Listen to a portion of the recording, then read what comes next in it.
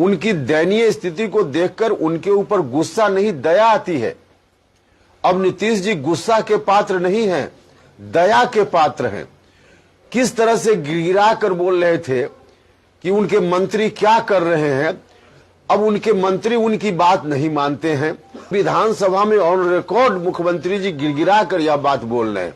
RJD के लोग किस तरह से हावी हो गए हैं। विधानसभा के माननीय अध्यक्ष जी ने मुख्यमंत्री जी को जन्मदिन की बधाई देते हुए आरजेडी का जो फरमान सड़क पर हम लोग सुनते रहते हैं, कई विधायक बोलते रहे कि अब जल्दी खाली कीजिए नीतीश जी, जाइए आरजेडी के नेता को शपथ ग्रहण दिलाइए। कल तो विधानसभा के अध्यक्ष जी ने कहा जन्मदिन की बधाई नीतीश जी, लेकिन अब आप यहां से जाइए, दिल्ली जाइए, मतलब यहां खाली कीजिए। नमस्कार, आप लाइव बिहार देख रहे हैं। मैं हूं राजमोहन तिवारी।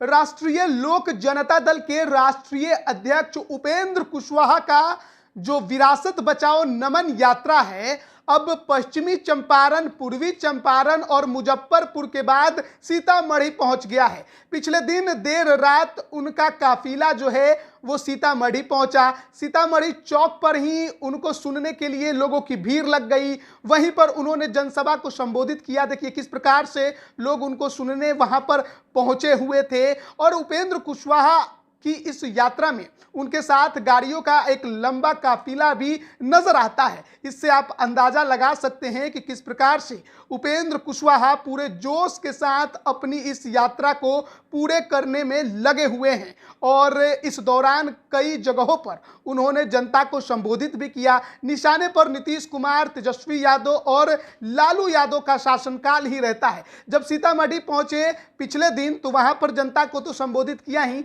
लेकिन आज उन्होंने सीतामढ़ी में एक प्रेस कॉन्फ्रेंस किया जिसमें उन्होंने नीतीश कुमार को लेकर कई बातें कही हैं। सबसे पहले सुनिए क्या कुछ कह रहे हैं उपेंद्र कुशवाहा। अब स्वयं नीतीश जी ने भी अपनी स्थिति जो बना ली है, कल बिहार विधानसभा में जिस तरह से बोल रहे थे नीतीश जी, उनकी दयनीय स्थिति को देखकर उनके ऊपर गुस्सा नहीं दया आती है। अब नीतीश जी गुस्सा के पात्र नहीं हैं, दया के पात्र हैं। किस तरह से गिड़गिड़ा कर बोल रहे थे कि उनके मंत्री क्या कर रहे हैं, अब उनके मंत्री उनकी बात नहीं मानते हैं। खुद ही उन्होंने कहा बिहार विधानसभा में कि कैबिनेट में कोई प्रपोजल जाता है उसको बाहर नहीं बोला जाता है जब तक कैबिनेट से पारित न हो जाए। सच्चाई यही होना चाहिए, लेकिन उनके कैबिनेट के मिनिस्टर ऐसा कर रहे हैं और विधानसभा में ऑन रिकॉर्ड मुख्यमंत्री जी गिड़गिड़ा कर यह बात बोल रहे हैं। ऐसी बात अगर किसी ने की तो अंदर की बात थी, लेकिन विधानसभा में इस तरह से गिड़गिड़ाना, आरजेडी के लोग किस तरह से हावी हो गए हैं। विधानसभा में कल एक और घटना हुई। विधानसभा के माननीय अध्यक्ष जी ने मुख्यमंत्री जी को जन्मदिन की बधाई देते हुए आरजेडी का जो फरमान सड़क पर हम लोग सुनते रहते हैं, कई विधायक बोलते रहे कि अब जल्दी खाली कीजिए नीतीश जी, जाइए आरजेडी के नेता को शपथ ग्रहण दिलाइए। कल तो विधानसभा के अध्यक्ष जी ने कहा जन्मदिन की बधाई नीतीश जी, लेकिन अब आप यहां से जाइए, दिल्ली जाइए, मतलब यहां खाली कीजिए। तो आरजेडी पूरे तौर पे इनके ऊपर, इनकी पार्टी के ऊपर अब हावी है। लेकिन अब इनके ऊपर हावी है, अब इसकी चिंता उनको करनी चाहिए, नहीं कर रहे हैं अलग बात है। इनकी पार्टी के ऊपर भी पूरे तौर पे लोग हावी हैं, इसकी चिंता करनी चाहिए थी। वक्त निकल गया, आप क्या करेंगे, लेकिन बिहार के ऊपर हम हावी नहीं होने देंगे। यह हमारी ड्यूटी है और इसीलिए हम लोगों के बीच घूम रहे हैं। तो उपेंद्र कुशवाहा को आप सुन रहे थे। सीतामढ़ी में जब प्रेस कॉन्फ्रेंस किया तो सीधे तौर पर कहा कि अब नीतीश कुमार पर गुस्सा नहीं दया आता है। जिस प्रकार से विधानसभा में अब वो बोलते हैं उनको देखकर ही पता चल जाता है कि असहाय हो गए हैं। उपेंद्र कुशवाहा की यह यात्रा सीतामढ़ी में है और आज ही वो मधुबनी भी पहुंचेंगे।